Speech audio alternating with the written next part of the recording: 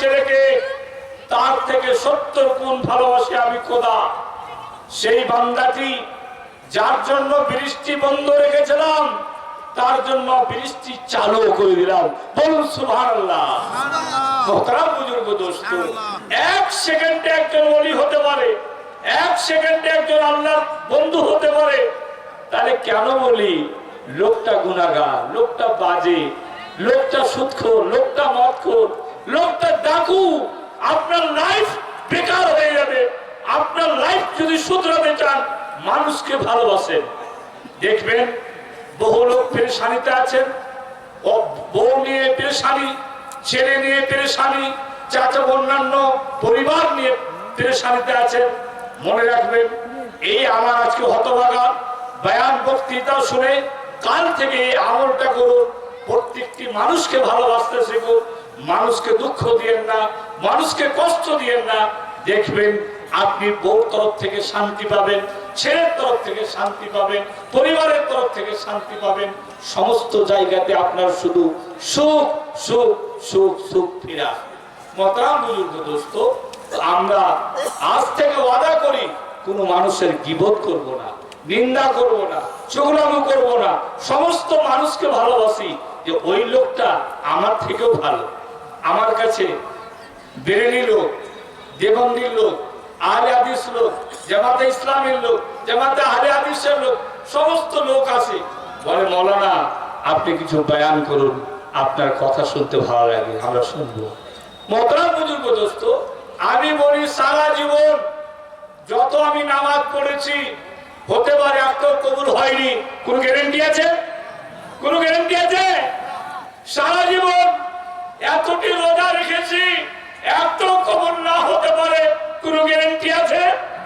জীবনে যত কিছু সাদকা করেছি, যাকাত দিয়েছি, একটাও কবুল না হতে পারে, কোন গ্যারান্টি আছে? কোন গ্যারান্টি নেই। মোহতারাম বুজুর্গ দোস্ত, আল্লাহর দয়া ছাড়া কেউ জান্নাতে যেতে পারবে না। আল্লাহর দয়া ছাড়া কেউ জান্নাতে যেতে পারবে না। এমন তুমি ইবাদত করো না দুনিয়ার সমস্ত মানুষকে তোমাকে গুনাহগার মনে হয়। মোহতারাম বুজুর্গ দোস্ত, আজকে আমরা আসি যে প্রত্যেক মানুষকে আমরা ভালোবাসি, আর নিজে মনে রাখবেন সবাই ভালো, আমি খারাপ। অন্তরটাকে পরিষ্কার রাখুন, দুনিয়ার সমস্ত মানুষকে ভালো দেখতে পাবেন। অন্তর যদি আপনার কিনা থাকে, কোনো মানুষকেও ভালো দেখতে পাবেন না। দেখবেন যে লোকগুলো দোকানে বসে সমালোচনা করে, অধিকাংশ পুরুষকে দেখবেন বউর হাতে জুতো মারে, জুতো খায়। আছে কিনা ভাই?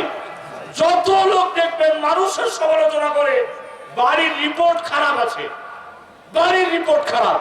মৌলবীর পিছনে লাগে, ইমামের পিছনে লাগে, মুয়াজ্জিনের পিছনে লাগে। দেখবেন বউর সঙ্গে সম্পর্ক ভালো নেই। আল্লাহ, কালকেই আমি শুনলাম ইউটিউবে, কালকেই আমি একজন বক্তার বক্তৃতা শুনলাম। যদি কোনো মানুষ মনে রাখেন আমি পেরেশানিতে আছি, খুব দুঃখে আছি, কষ্ট আছি, আপনি অতীতটা একটু খুলে দেখুন, আপনি কার ক্ষতি করেছেন। কি বললাম? আপনি যখন ভাববেন আমি অশান্তিতে আছি, আমি খুব অশান্তির মধ্যে ভুগছি, বিগত জীবনের রেজিস্টার খুলে দেখুন কার ক্ষতি করেছেন। আপনি যদি মানুষের উপকার করে থাকেন, আপনার ক্ষতি কেউ করতেই পারে না। খোদা বলছেন মানুষের ক্ষতি করে কখনোই তুমি নিজের সুখের জন্য আমার কাছে দোয়া করো না। আর কোনো মানুষ যদি মানুষের উপকার করে থাকো, তোমার সুখের জন্য তোমাকে ভাবতে হবে না, আমি খোদা তোমার সুখের ব্যবস্থা করে দেব। মোহতারাম বুজুর্গ দোস্ত, এই ধরনের ছোট ছোট হাদিসের কথা আমি কিছু বললাম, বললে অনেক লম্বা হবে। আপনাদেরকে আমি একটি আয়াত পড়েছি, ইন্না নাহনু নাযালনা যিকরা ওয়া ইন্না লাহু লাহাফিজুন। আল্লাহ কোরআনে বলছেন আমি পবিত্র কোরআন শরীফকে নাজিল করেছি, আর এই পবিত্র কোরআন শরীফের হেফাজতকারী আমি।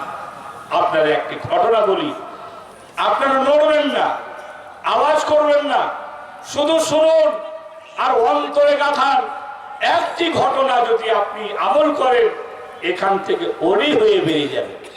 অনেক বয়ান বক্তৃতা করছেন, বক্তৃতা আসর করে না, আর বক্তৃতা শুনে আমলও করি না। একটা শুধু ঘটনাটা মনে রাখবেন। কোরআনকে ভালোবাসুন, কোরআনকে ভালোবাসলে লাইফ চেঞ্জ হবে।